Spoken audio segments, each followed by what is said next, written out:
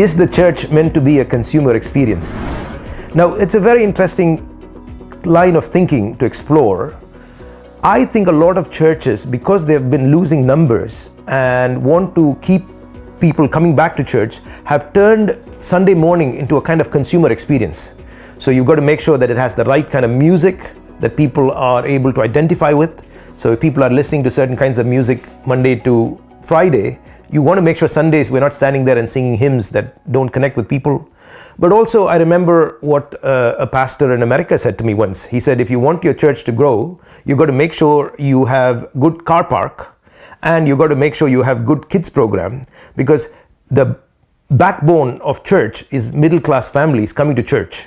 And if you want to keep them coming, you've got to do these two things. And I was completely blown away by the sort of approach this pastor had to church growth and to make a church successful. Now, when you think about it, this becomes a kind of competitive model, because the church is trying to sell something, but there are other things in our culture that are trying to sell something, and constantly the church lives with the insecurity that people who are coming to church might end up going somewhere else because they can get the same thing elsewhere. Now, that approach to church is because some of the way in which I think Christianity has been sold to people is based on what one writer called moralistic therapeutic deism. So it's a mixture of do this, don't do this, quite moralistic kind of religion. There's a lot of therapeutic approach to it. How does it satisfy me? Does it have value for my life and my problems? And of course, deism is the view that God is actually there, but he's not involved. So it's a religious ideology on which church life is built. And unfortunately, what this does is it ends up attending to and pandering to the selfishness that is in people. And so once church life is built around this selfishness, of course, at some point, the consumer becomes dissatisfied with what is being offered and would look for something else.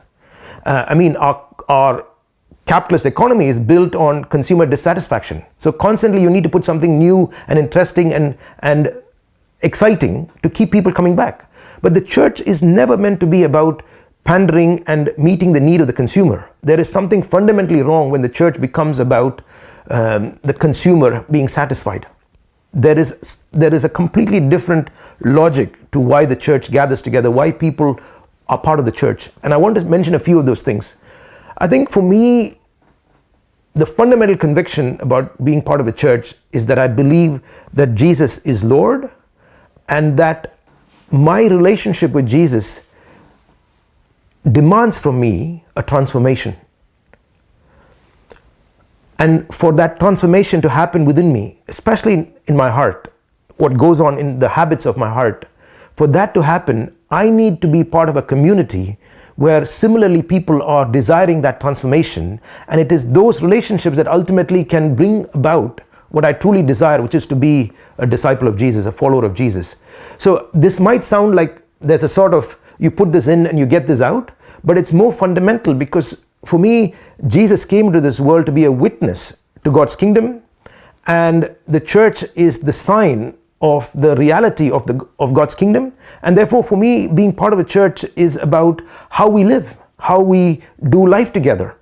And so this consumer approach to church needs to be turned on its head, and we need to approach being part of a church with the vision of how can I be truly the human being that God has created me to be, which of course means to live love, which is the opposite of selfishness.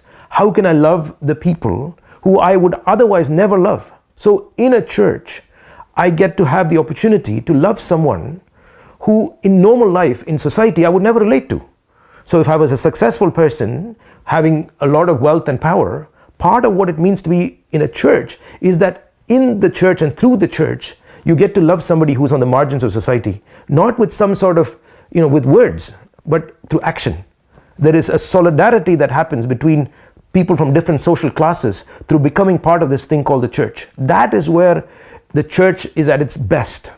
The church shows the world that there is another way to live in life, a way that reflects who Jesus is.